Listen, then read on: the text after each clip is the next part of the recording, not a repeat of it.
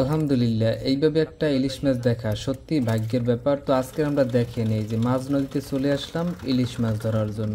ছোট্ট একটা নৌকায় জীবিকার তাগিদে বাবা ছেলের মাছ ধরার অসাধারণ একটা দৃশ্য আজকে আপনাদের দেখানোর চেষ্টা করব। আপনাদের অনুরোধ করব সম্পূর্ণ ভিডিওটা দেখার জন্য, কারণ এই ভিডিওটা দেখলে আপনারা বুঝতে পারবেন মাছ ধরা আসলে কতটা কষ্টের কাজ। আর মাঝ নদীতে থাকাকালীন অবস্থায় যদি নৌকার ইঞ্জিন এইভাবে বন্ধ হয়ে যায় তখন আসলে নদীতে নামা ছাড়া আর কোনো উপায় থাকে না। আর আপনি যদি এই কাজের সাথে অভ্যস্ত না থাকেন তখন যে আসলে কি অবস্থা হয় সেটা আসলে বলে বোঝানো যাবে না। তো দেখতে থাকুন আজকে আমরা কিভাবে মাছ ধরলাম। তো আপনাদের অনুরোধ করব সম্পূর্ণ ভিডিওটি দেখার জন্য, তাহলে আপনারা আসলে বুঝতে পারবেন যে আজকের আমরা কি কি মাছ ধরলাম, সেই সাথে নদীতে ইলিশ মাছ ধরার বাস্তব যে একটা চিত্র সেটা ইনশাল্লাহ আজকের আশা করি আপনাদের মাঝে আমরা তুলে ধরতে পারবো। তো দেখেন মাঝ নদীতে আমরা যখন আসা শুরু করলাম তখন ঢেউয়ের পরিমাণ আস্তে আস্তে বাড়তেছে। আর এটা হচ্ছে তিন নদীর মোহনা, একদিকে বলেশ্বর বিষখালী পায়রা এবং অন্যদিকে হচ্ছে বঙ্গোপসাগর। তো সব মিলিয়ে বেশ একটা উত্তাল জায়গা, সেই জায়গাতেই আমরা এখন জাল ফেললাম মাছ ধরার জন্য। তো ইলিশ মাছ ধরতে মূলত শাইন জাল পাততে হয়। এখন যে জালটা ফেলা হচ্ছে এটা মূলত শাইন জাল,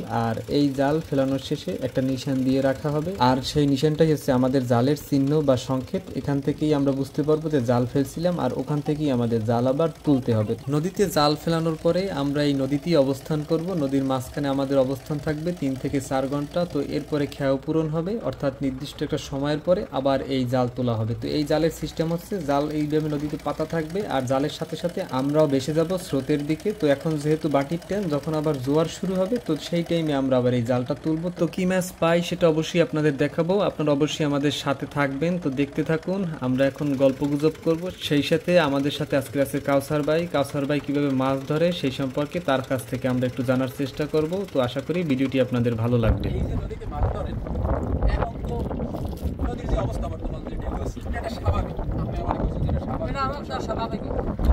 বড় ধরনের ঢেউয়ের ভিতরে কি কোনো সময় পড়ছে এই ছোট নদীতে আসছে বহু পড়ে গেছে, সেখানে যা মাথার উপর দিয়ে এই জায়গায় যে ঢেউ হয় এটা আমার কথারে মোটামুটি মানে এটা স্বাভাবিক পরিবেশ। কিছুদিন ঢেউ অনেক কিছুদিন আবার কমবে, স্বাভাবিক।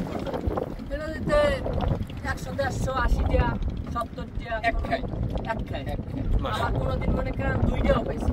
এখন বর্তমানে মাছের অবস্থা হয়তো 5টা, 7টা, 10টা, 2টা, 4টা এরকমের যে আমরা এই যে ইনকাম করি যাই করি আর কি, মোটামুটি কোনো মাসে দেখা যায় হয় ইনকাম, আবার কোনো মাসে হয় না। মুড়ো মাথায় যেটা হয় ইনকাম ওইটা দিয়ে খাইলে যে হুমানো মাথা হাজার যাই মনে করেন কামাই বাদা করি, এটা দিয়ে মনে করেন আবার যা টাকা পাই আবার মাছ কোনো আবার ধরার পর বেশি কিনে আবার এই জাল ধরি পিছনে খরচ করি, নিজের সংসারের পিছনে খরচ করি করিয়ে মরিয়ে মনে করেন মুড়ো মাথা দেওয়া যায় সর্বোচ্চ 60 চালাই চলে মুড়ো মাথায় হুমানো মনে হয়তো 2,000-5,000 থাকতেও পারে, নাও থাকতে পারে। এই অবস্থায় কাজকর্ম দিলে দেখা যায় আর বেশিও পারতাম, কিন্তু হয়তো মনে করেন নিজে টাকটুক খাইয়ে যে নিজের দক্ষতা পরিচিত মানুষ আছে এগুলো আগে মিললে মিশে আর কি যাই। আবার ওই নদীর পাড়ে গেছি কাজে, তারা বোলাইছে, বোলানোর পর এই জায়গায় যে স্ক্রিন চালাইছে তাই চিনতে পারলাম যে নদীর ব্যবসা সারিয়েই গেছি।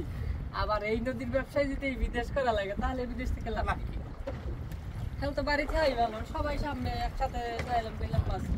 কাউসার ভাই এবং তার বাবার সাথে অনেকক্ষণ গল্পগুজব করার পরে এখন সেই নির্দিষ্ট সময় জাল তোলার। তো এখন দেখেন জাল তোলা শুরু হলো, শুধু আমরা না অনেক জেলে বাইরে এই জায়গায় আছে তারাও জাল তোলা শুরু করলো। তো ইনশাল্লাহ আশা করতেছি আমরা আমাদের জালে বেশ ভালো পরিমাণে মাছ পাবো। তো দেখা যাক আমরা আমাদের জালে কি মাছ পাই, আর আপনারাও দেখতে থাকেন আমাদের জালে কি মাছ আসে। আসলে এতক্ষণ আপনাদের কাউসার ভাইয়ের জীবন সংগ্রামের কাহিনী শোনালাম। কাউসার ভাই আসলে একটা সময় বিদেশেও ছিল, প্রবাস জীবন কাটানোর পরেও আসলে সেই সফলতা পায়নি, এরপরে সেই আবার পুরনো পেশা মাছ ধরার সাথে সে এখন যুক্ত। তো আপনারা দেখতে থাকুন আমরা কিভাবে মাছ ধরতেছি।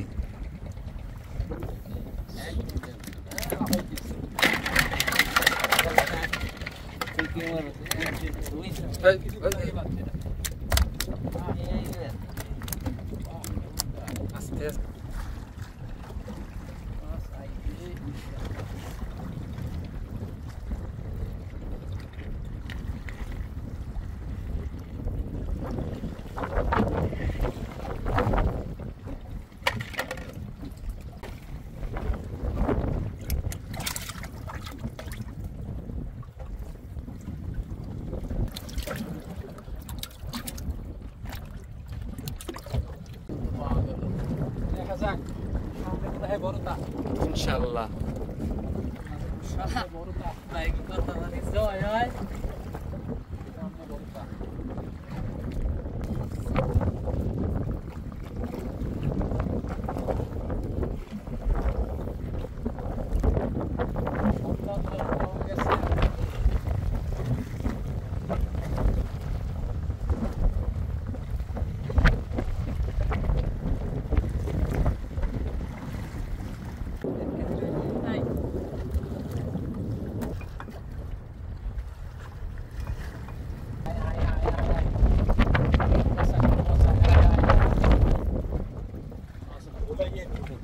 তো আলহামদুলিল্লাহ আমাদের জালে মোটামুটি বেশ ভালো পরিমাণে শুরুর দিকে মাছ আসা শুরু করলেও একদম শেষের দিকে মাছ নেই বললেই চলে। তো যাই হোক, আসলে সারাদিন কষ্টের পরে মাত্র 3টে ইলিশ মাছ পাওয়া গেছে। আর এই মাছগুলো যে আহামরি একটা বড় সাইজের মাছ এমন না, তবে এই মাছগুলো মোটামুটি সাইজের আছে, যা আসলে বর্তমান সময়ে বাজারে মোটামুটি 600 থেকে 800 টাকা কেজি হয়তো বা পাওয়া যেতে পারে। কাউসার ভাই যেমনটা বললো, এর থেকে বেশি আসলে এই মাছের দাম পাওয়া যায় না। আর সেই সাথে অন্যান্য কিছু মাছ পাওয়া গেছিল, যে মাছগুলো আসলে দেখতে খুবই সুন্দর ছিল, যেমন পোয়া মাছ, রামসোস মাছ, বা অনেকেই রামসোস মাছকে বলে থাকেন হচ্ছে তপসে মাছ, অনেক অঞ্চলেই অনেক নামে পরিচিত এই মাছ। তো আমাদের নৌকাটা একদম একটা ছোট্ট নৌকা, আর এই ছোট্ট নৌকায় আমরা আসলে আজকের মাছ ধরতেছি। তো মাছ ধরতে ধরতে কি হলো, আমাদের এই যে প্রোপেলারে কিছু একটা আসলে বেজে পড়লো, যার কারণে আসলে আমাদের ইঞ্জিন বন্ধ হয়ে যায় মাছ নদীতে। এরপরে আমরা আসলে কি করব বুঝতে পারতেছিলাম না। এরপরে কাউসার ভাই দেখেন একদম মাছ নদীতে নেমে পড়লো সেই প্রোপেলার ঠিক করার জন্য। তো এরপরে আলহামদুলিল্লাহ আমরা প্রোপেলার ঠিক করে আমাদের ঘাটে চলে আসলাম। তো এটাই হচ্ছে আমাদের নদীর সাথে বাস্তব জীবনযাত্রা। তো আমাদের এই ভিডিওগুলো দেখতে যারা পছন্দ করেন তারা অবশ্যই আপনাদের মতামত কমেন্টসে জানাবেন, সেই সাথে লাইক করে দিবেন। তো এতক্ষণ যারা কষ্ট করে আমাদের এই ভিডিওটা দেখলেন সবাইকে অসংখ্য ধন্যবাদ। ভালো থাকবেন সবাই। আসসালামু আলাইকুম, আল্লাহ হাফেজ।